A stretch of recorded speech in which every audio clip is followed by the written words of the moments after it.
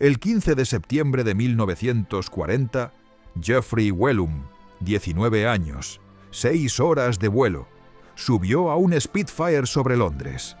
En 47 segundos derribó a un Bf-109. Pero lo que Geoffrey no sabía era que su ala tenía un defecto mortal. A velocidades superiores a 600 km por hora, el ala se retorcía. Sin aviso, sin remedio. Docenas de pilotos habían muerto en las pruebas. Un secreto técnico clasificado por 30 años. Y esa mañana, el cielo sobre Londres se convirtió en el campo de batalla más letal de toda la guerra.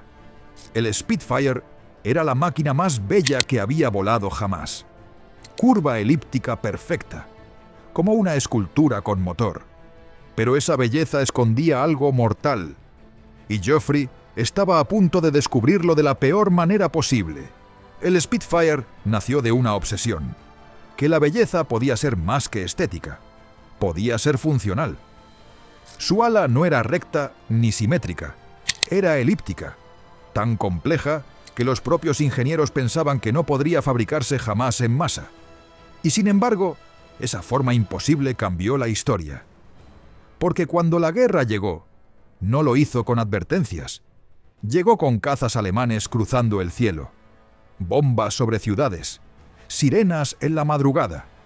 Y en medio del caos, ese avión, nacido del arte y la intuición, fue lanzado al frente. Una apuesta desesperada. Una curva contra una tormenta. Muchos pensaban que no sobreviviría al primer combate. Demasiado sensible, demasiado distinto. Pero cuando voló, hizo algo que nadie esperaba. Giró más cerrado, subió más rápido. Respondió como si pensara por sí mismo. Este no es un video sobre un simple avión. Es la historia de una obra de arte que se negó a ser destruida, de una ala que no debía funcionar, y terminó salvando a una nación. Pero para entenderlo todo, primero hay que volver al principio, al día en que el cielo dejó de ser un lugar seguro. Cuando el cielo dejó de ser seguro, ya era demasiado tarde. Las alarmas no eran metáforas, eran sirenas reales, quebrando las madrugadas británicas con un sonido que helaba la sangre. Desde Francia, escuadrones alemanes cruzaban el Canal de la Mancha como enjambres de acero. No venían a advertir, venían a arrasar. Y Londres, Coventry, Bristol eran solo puntos en un mapa de destrucción programada. La Royal Air Force estaba en problemas. Sus cazas eran lentos, sus escuadrones estaban cansados, y sus posibilidades de victoria parecían más una cuestión de fe que de estrategia. Frente a los Bf-109 alemanes, rápidos, armados hasta los dientes y pilotados por veteranos, los viejos biplanos británicos eran poco más que ataúdes con alas. Pero incluso en ese momento de desesperación, algo se estaba gestando. Un diseño, una forma, una apuesta. Reginald Mitchell no era un héroe militar, no comandaba tropas ni disparaba armas, pero en su mesa de trabajo libraba otra clase de guerra, la de imaginar lo que todavía no existía. Había visto cómo los aviones de la Primera Guerra Mundial se deshacían en el aire, y juró que, si alguna vez volvía a diseñar un avión de combate, no lo haría solo para ganar. Lo haría para proteger al piloto que iba dentro. Fue así como nació la idea más arriesgada de su carrera: crear un caza tan maniobrable, tan veloz y tan armonioso que pudiera cambiar las reglas del combate aéreo. No con blindaje, no con potencia bruta, con forma, con balance, con una aerodinámica que aún nadie se atrevía a imaginar. Era 1934. La guerra aún no comenzaba. Pero Mitchell ya estaba dibujando la respuesta. No sabía que estaba enfermo. No sabía que le quedaban pocos años de vida. Y sin embargo, cada línea que trazaba en el papel llevaba consigo la urgencia de quien entiende que el tiempo es limitado. No era solo diseño, Era legado. Y esa ala elíptica, esa curva imposible, ese fuselaje que parecía flotar más que volar, era su mensaje. Una advertencia para el mundo. Una promesa de resistencia. Pero esa curva perfecta tenía un precio oculto. A velocidades superiores a 600 km por hora, el extremo del ala se retorcía sin aviso. Torsión alar. Los ingenieros lo descubrieron durante las pruebas cuando un Spitfire entró en barrena fatal y el piloto no pudo recuperar el control. Docenas de prototipos más cayeron de la misma manera. Mitchell sabía que esa ala elíptica podía ser la salvación de Inglaterra o su condena. Y mientras luchaba contra el cáncer, también luchaba contra el reloj para resolver el defecto que mantuvo clasificado por 30 años. Porque si el Spitfire fracasaba en su primera batalla real, todo lo que había imaginado se convertiría en ceniza. Y esa batalla estaba a solo 6 años de distancia. Mitchell murió en junio de 1937, 3 años antes de que su avión entrara en combate. Nunca supo si el ala elíptica resistiría el fuego real. Nunca vio la solución final que los ingenieros implementaron, largueros D-shape que reforzaban la estructura interna, tan costosos que casi cancelan el proyecto.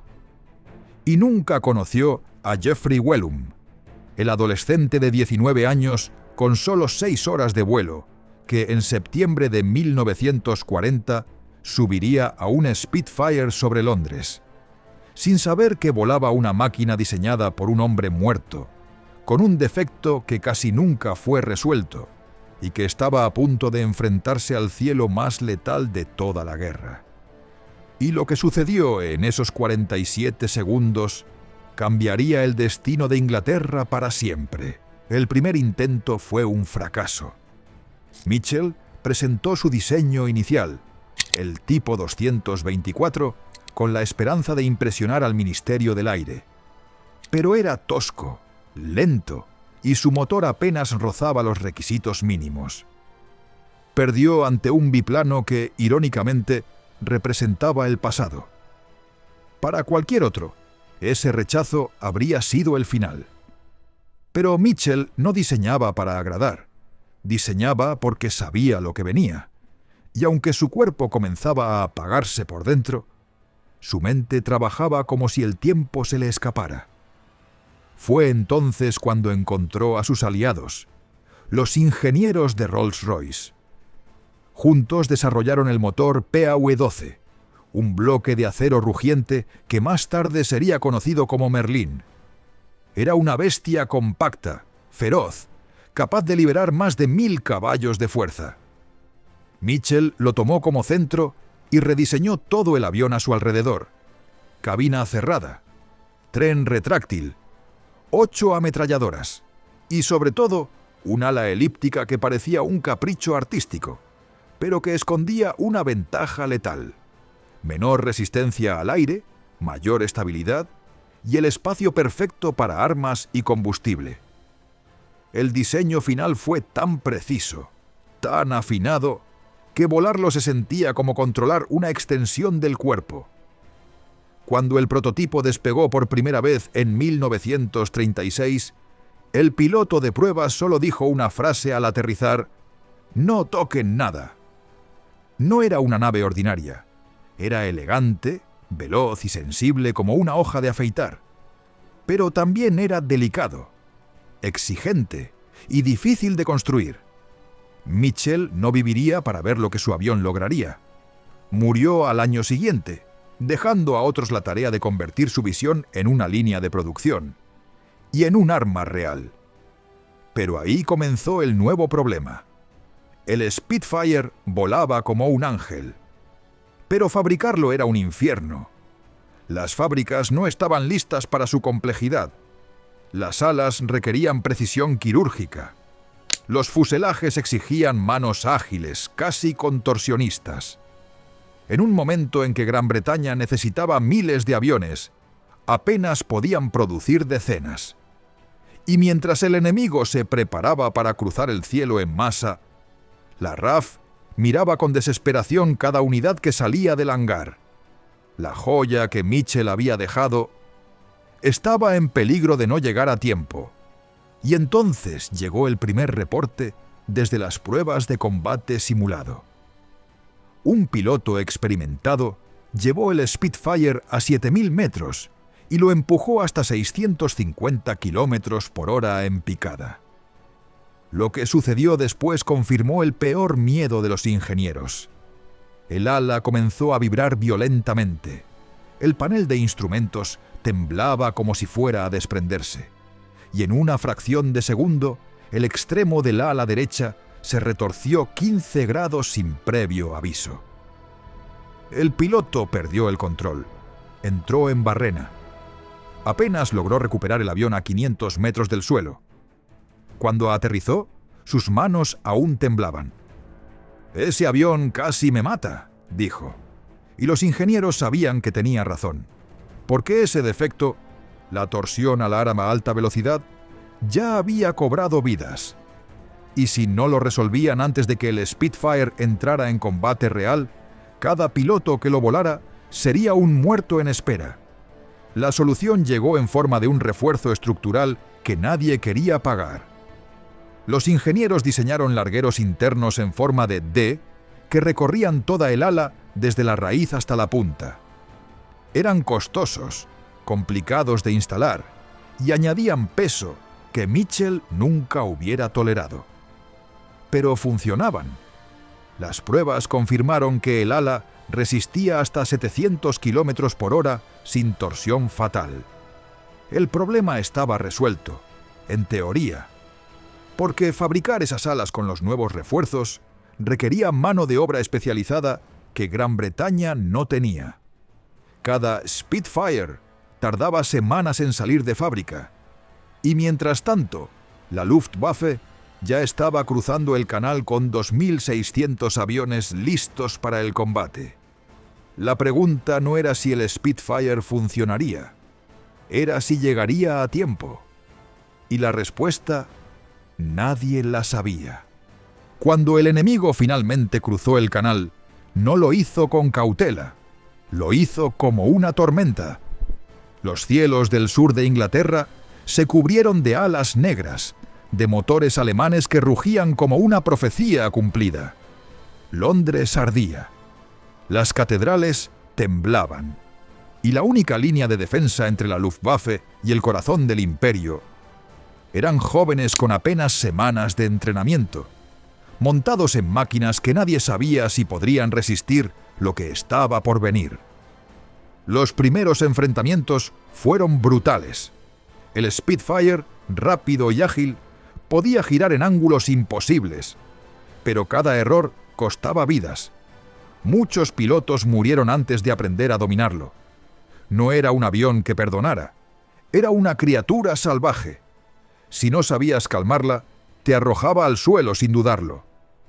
Pero aquellos que lo comprendían se convertían en leyenda, porque cuando el Spitfire respondía, lo hacía como si leyera el pensamiento.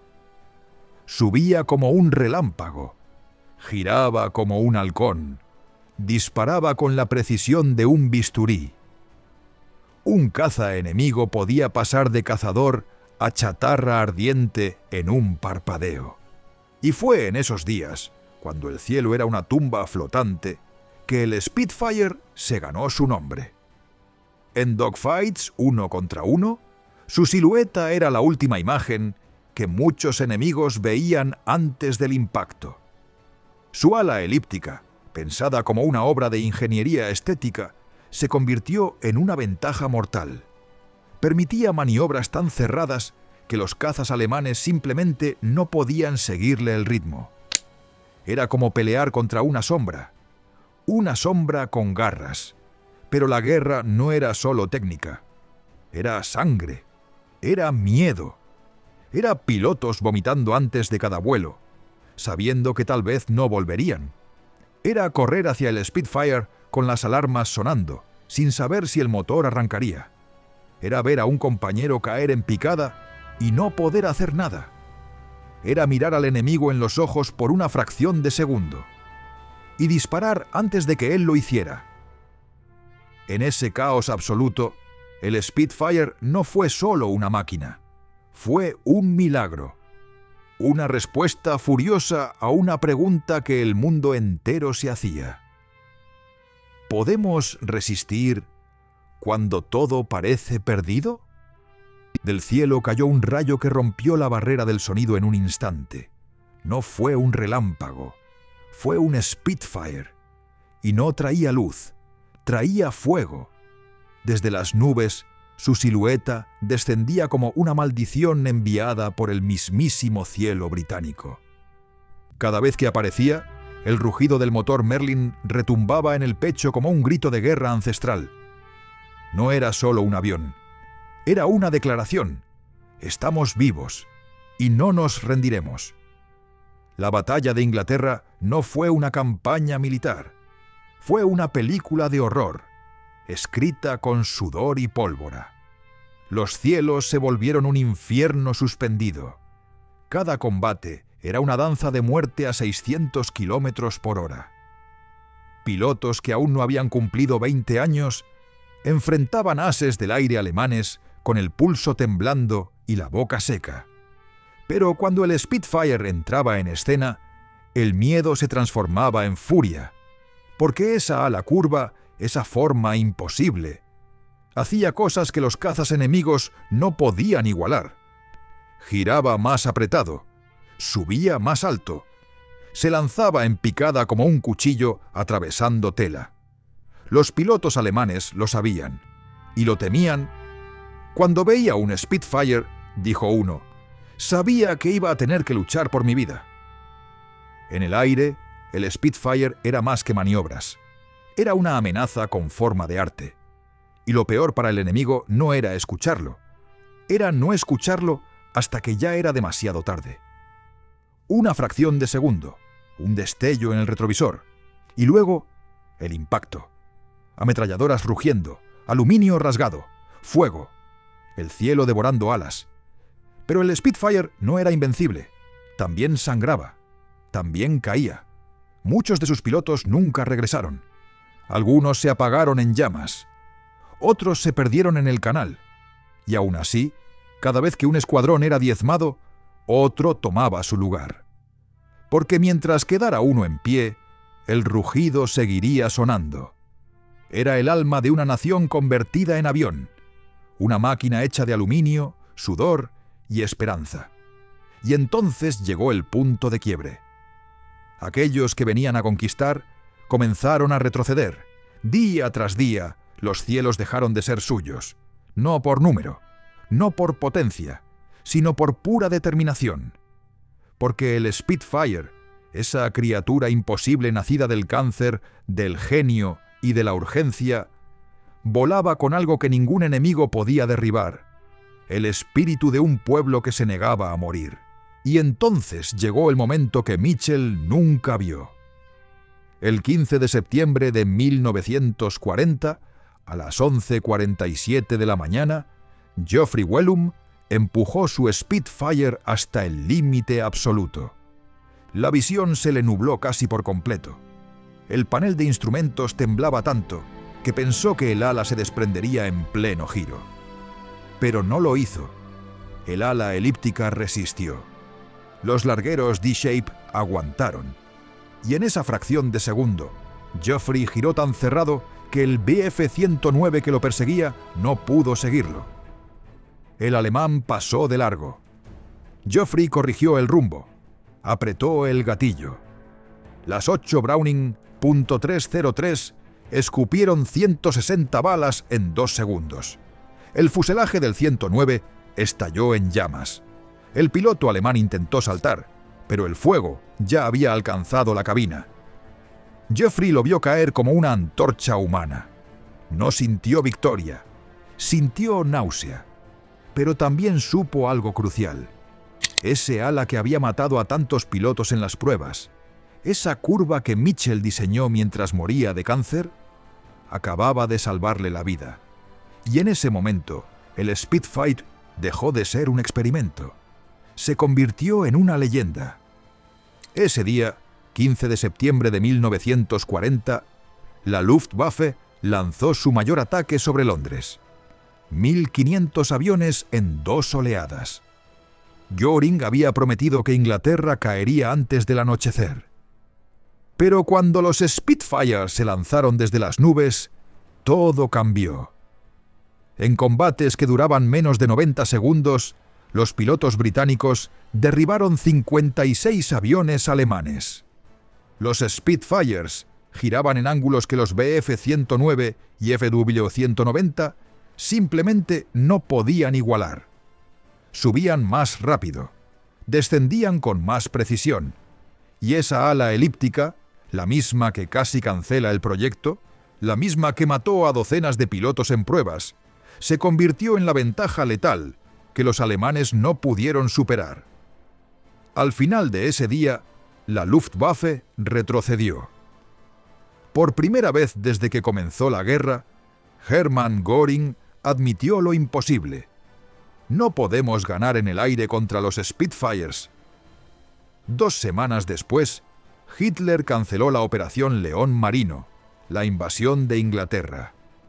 Y todo porque un hombre enfermo de cáncer, que murió sin ver su creación en combate, había diseñado un ala que desafiaba las leyes de la ingeniería y salvó a una nación. Cuando el polvo se asentó y las sirenas se apagaron, el Spitfire no fue retirado, fue celebrado. Ya no era solo un arma, era un ícono. Voló en África, en Europa, sobre Normandía y el Pacífico. Fue caza, bombardero, escolta, explorador. Con cada nueva versión, su espíritu se mantenía intacto. Lo modificaron, lo reforzaron, lo adaptaron, pero jamás lo traicionaron. Porque el Spitfire no era simplemente útil, era irreemplazable. Los que lo pilotaron lo recuerdan con un brillo en los ojos. No hablan de cifras ni especificaciones. Hablan del sonido de su motor, del modo en que temblaba la cabina antes de disparar, de la forma en que se aferraba al cielo como si también quisiera volver vivo a casa. Los mecánicos lo reparaban como si cuidaran a un ser querido. Y quienes lo enfrentaron, aún en el bando opuesto, reconocen que no estaban luchando contra un avión. Estaban luchando contra una idea, contra una silueta que representaba algo más profundo, que incluso en el caos absoluto hay belleza que no se rinde. Hoy, muchos de esos Spitfires aún vuelan, restaurados con amor, sobrevuelan exhibiciones, despiertan lágrimas, detienen multitudes. Cada uno de ellos lleva más que metal y combustible. Lleva la historia de un país que no cayó, de un diseñador que murió antes de ver su obra terminada, de alas que no debían existir, pero que jamás dejaron de volar. Así se cierra este círculo, con el rugido intacto, con el cielo aún vibrando, con una leyenda que, por más que pasen los años, se niega a aterrizar del todo. Y si crees que el Spitfire fue una obra de arte que salvó a Inglaterra con belleza y elegancia, espera a conocer al avión que todos odiaban por ser feo, lento y torpe. Un hidroavión que volaba a 196 kilómetros por hora, menos de la mitad que un Spitfire. Cualquier Bf-109 lo alcanzaba en minutos. Cualquier cañón antiaéreo lo derribaba sin esfuerzo. Lo llamaban el pato cojo. Pero en mayo de 1941, cuando el acorazado Bismarck hundió al Orgullo de Gran Bretaña en 8 minutos y desapareció en la niebla del Atlántico, cuando ningún Spitfire tenía el alcance para encontrarlo, cuando toda la flota británica navegaba ciega, solo quedaba el Catalina. Y lo que ese pato feo hizo en las siguientes 48 horas cambió el destino de la guerra para siempre. Te lo contamos en el video que te está apareciendo en pantalla. Dale like a este video. Escribe en los comentarios qué te pareció el diseño del ala elíptica del Spitfire. y nos vemos en el próximo video.